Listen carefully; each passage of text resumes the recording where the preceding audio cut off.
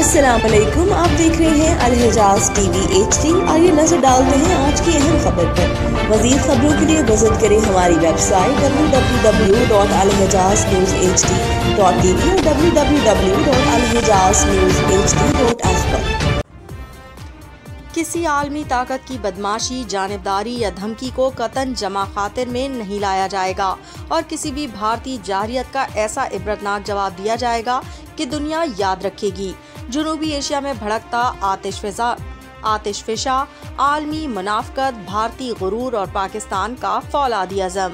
दुनिया एक बार फिर जनूबी एशिया में आंख के दहाने पर खड़ी है, मगर आलमी ताकतों की आंखों पर मफादात की पट्टी बंधी हुई है। भारत की मुसलसल इश्तियाल अंगेजियां और लाइन ऑफ कंट्रोल पर जारहियत के बावजूद मगरब, अमरीका और बरतानिया और उनके हवारी भारत के जराइम पर न सिर्फ खामोश हैं बल्कि इसे खुली छूट दी जा रही है।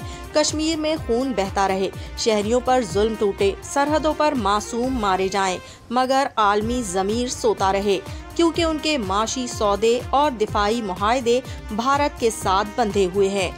BBC, voice of America, Al Jazeera, Al Arabiya और दीगर आलमी मीडिया इदारे, जिनका दावा है कि वो गैर जानिबदार हैं, अपनी रिपोर्टिंग के अंदाज से भारत के झूठे बयानिए को सहारा दे रहे हैं।